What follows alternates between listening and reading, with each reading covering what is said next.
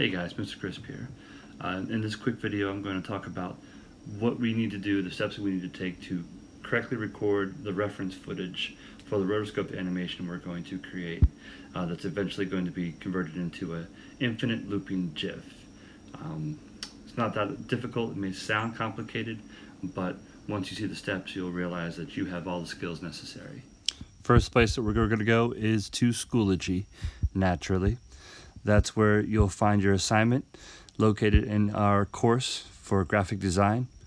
The assignment's already loaded. It's called Rotoscoping Reference Footage, and there should be two documents in there. One is the rubric and the other is the project guide. Project guide will let you read that.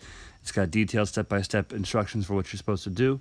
The rubric is actually for the entire project itself, not just this video that we're taking, but also the Photoshop file and some different GIFs that we're going to create from that file.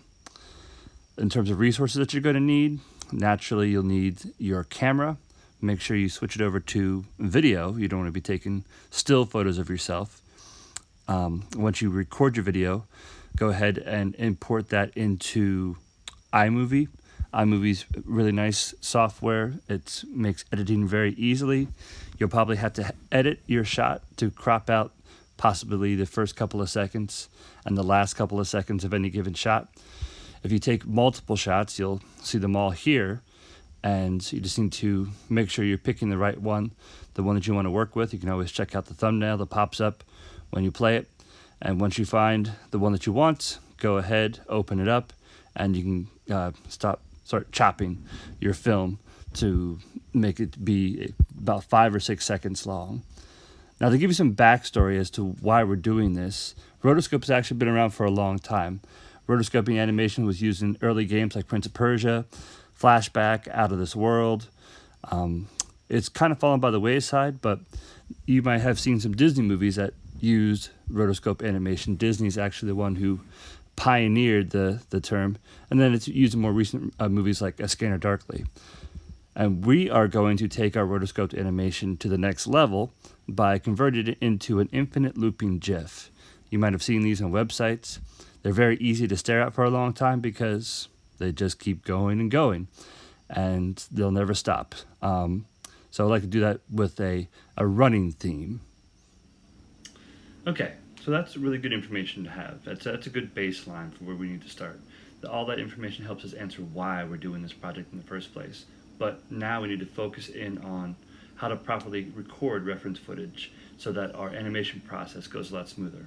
Let's take a look. First up's a bad take.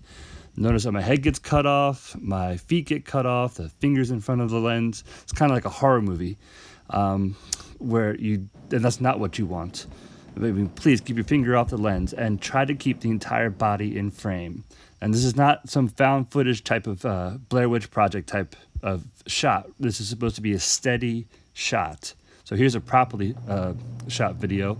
Notice that the whole body is kept in frame.